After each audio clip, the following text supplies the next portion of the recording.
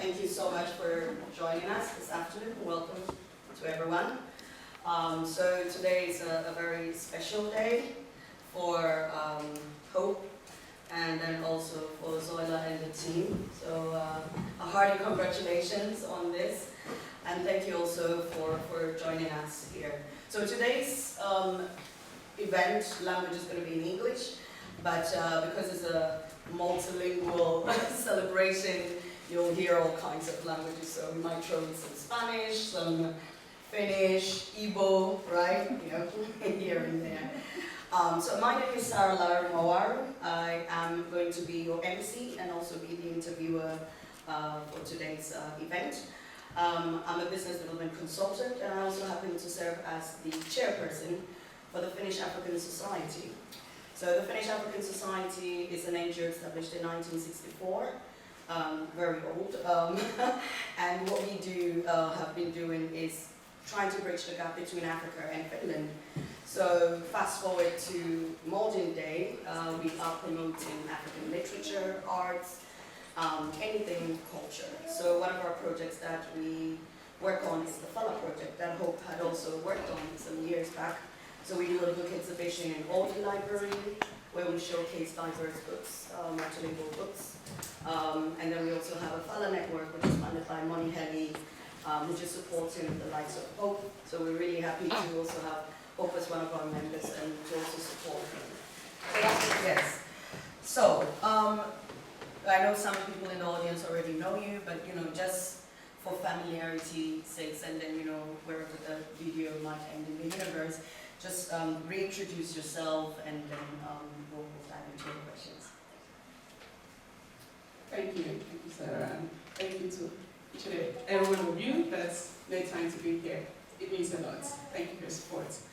My name is Hope Nwosu, and I have been living in Finland for the past 12 years. By profession, I am a social services professional, sosionomy in Finnish, and I work currently at the city of London as a personal coach. It's wonderful to see my colleagues here. Thank you all for coming. Yeah, and in my free time, I like to read, travel, and do sports also. I'm also a mother of 4 children. All right, thank you. So now we've heard that you will be signing books and there'll be networking, so people can ask you the other personal stuff and you can share. But I got a copy of SoldOut. Thank you. Really enjoyed reading it. A very familiar story. Very familiar story in this day and age. But I want to know, what was, you know, it's a story about a young girl, Chioma, who is the main character, who's escaping abject poverty. And I think what Casper said, is very emotional because you can really dive into it. So you're like, okay, Chioma, this is it, you know, and very emotional, very powerful. But what was the inspiration for this book, and why this particular topic, you know, being a woman from Nigeria, Igbo, even here, you could have picked any other topic, but why this particular topic? I get asked this question many times. Yeah. The main inspiration for writing this book was through my conversation with a lot of women, Nigerian women who had arrived to Finland. I met them at different times, but the stories were similar. So I felt that this is a story that needs to be told, and this is a story that the world needs to hear, and that there is a need to highlight like the challenges and the stories of these women, that they need to be given a voice. So that was the main inspiration for this book.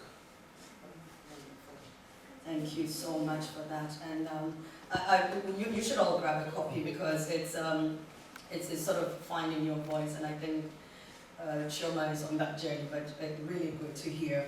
I read the book, and one interesting thing I noticed in the book after reading every chapter was you had included Nigerian food recipes at the end of each chapter. So I was very curious about the first chapter. I had to like keep going in, and I was like, okay, this is in there till the end.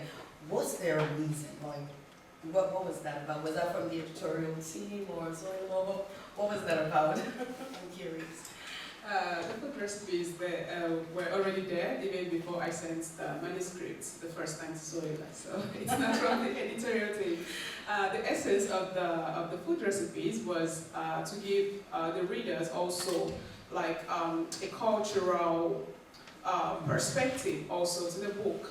When you read the book, you see that the topic in the book, the story in the book, the characters, that they actually face a lot of challenges. But we also see the characters also trying to like find a solution, like trying to discover themselves. So the essence of the recipe was first to give the reader like a break from the sad stories, and then the other one was also to give like another perspective also to the reader, so that they can also, through reading the book, also like get to know Nigerian culture and Nigerian food. And I must say you did that beautifully, because then, you know, after a couple of chapters, then it's puff or then jollof rice, and I was like, nah, it's Ghana jollof anyways, but it's okay. But that was beautifully done, so well done. So my follow-up question is that should we expect a cookbook at some point, you know? Before I answer that, I want to also tell that some of the food recipes in the book, we have a couple of them here today, so you will just, when you read the book, you will also remember that you have tasted also something from the book, and of course you have the freedom to try the recipes, and please, when you do try them, please send me, like, let me know, and let's have a chat about which has been your favorite recipe. So, yeah, well, I have learned also never to say never, because life happens, but let's see if I get an inspiration someday to write a cookbook. Wonderful. Everything is possible. Exactly. So we'll look into that for the future. So now that we've dealt with some of the very light topics, let's get into the very hard topics that people don't want to talk about. This is your first novel, and you partnered with Zoila, also her first novel. So what has been sort of, you know, with an international publisher as well, could you share with us the experience, what has been some of the challenges, what has been some of the lessons, especially looking at the Finnish publishing space? What has been some of your hard lessons and takeaways? Well, I will start on a positive note. My takeaways, the lessons that I learned through going through this process is that giving up is not an option. That's number one, and that's you have to keep trying until you get actually what you want or what you have planned, and that's dreams. You have to follow your dreams, no matter how far they seem, and no matter how difficult they seem to like, no matter even if they seem so difficult to be actualized. And then going to the challenges. This story, I started writing this book, I think for the first time in 2014, so that's a very long time. And when the manuscript was ready, I think within 2 years afterwards, then I started sending the manuscript to publishers within Finland. Most times I got silence, I got no reply, silence, and then some of the replies I got were no. So this is one of the main challenges that authors of immigrant background living in Finland they face, because some actually recommended that I translated the book into Finnish, but also I don't think that that would have been a solution, because even if I translated it into Finnish, then there could have also come up other excuses not to accept the manuscript. So the challenge is real, but the most important thing is that if you have a vision, if you have a dream, giving up is not an option. Thank you so much. A round of applause for that. So giving up is not an option. We're glad you didn't give up, and we're also very glad that you met Zoila and made this dream a reality.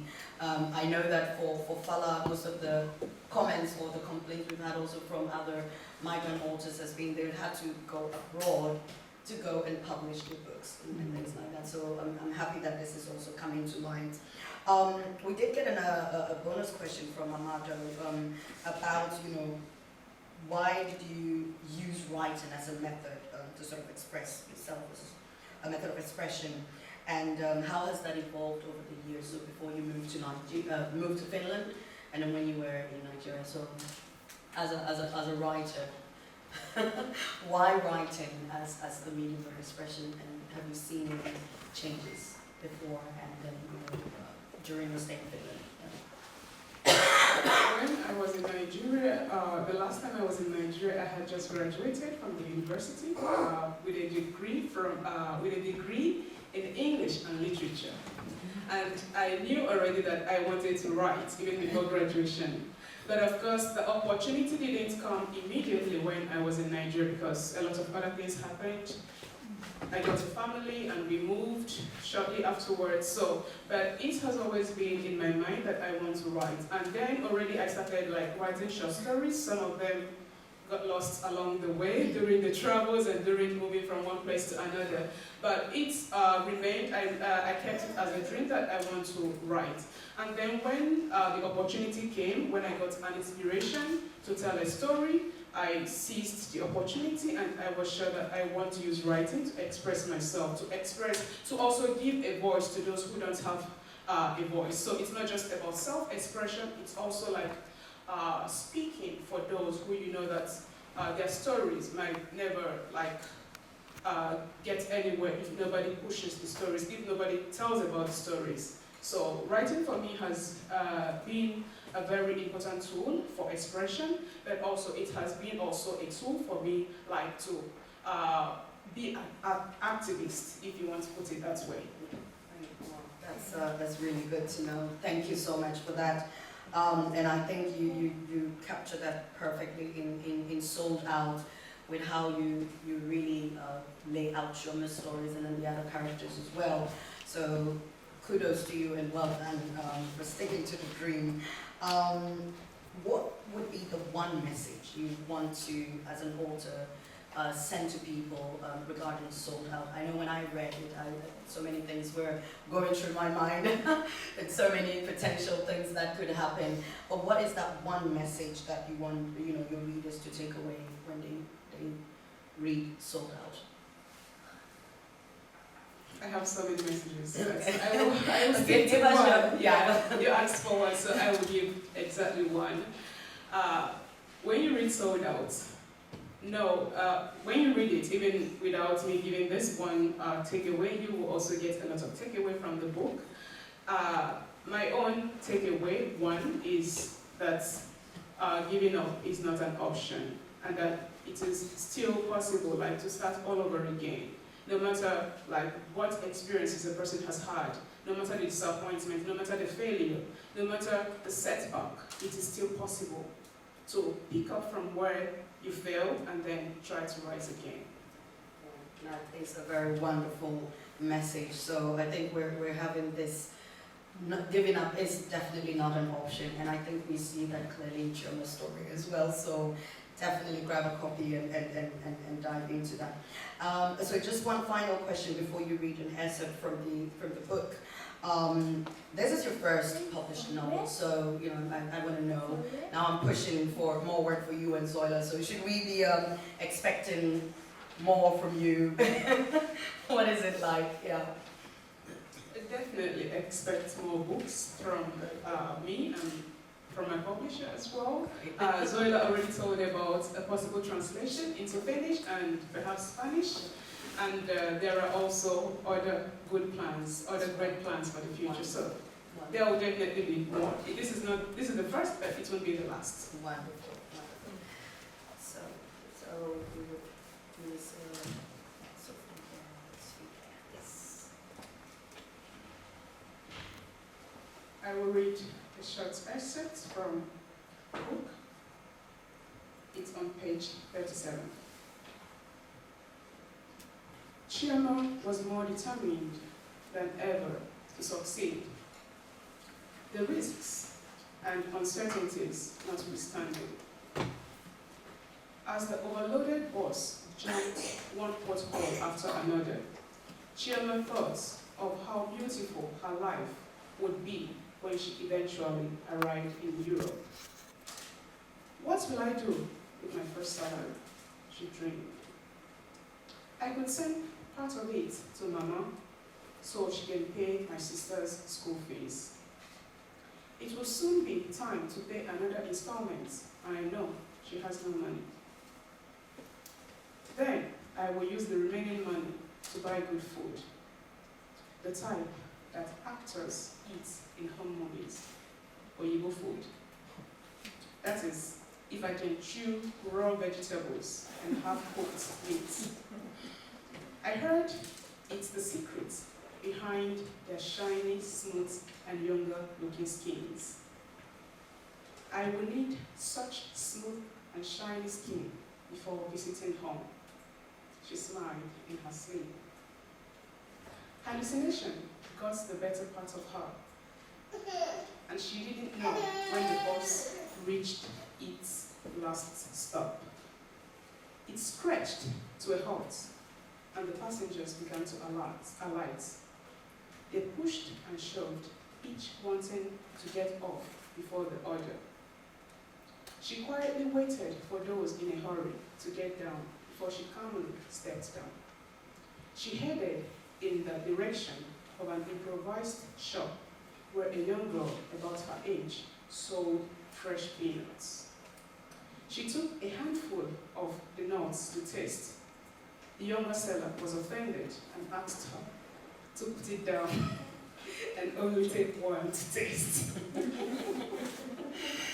All right, thank you so much. A round of applause, ladies and gentlemen. Yes, so the cover page was to also describe when I was working with SoldOut, the publisher, and also with Carita indirectly. We also wanted to capture the story in just, it says that a picture is what's more than 1,000 words.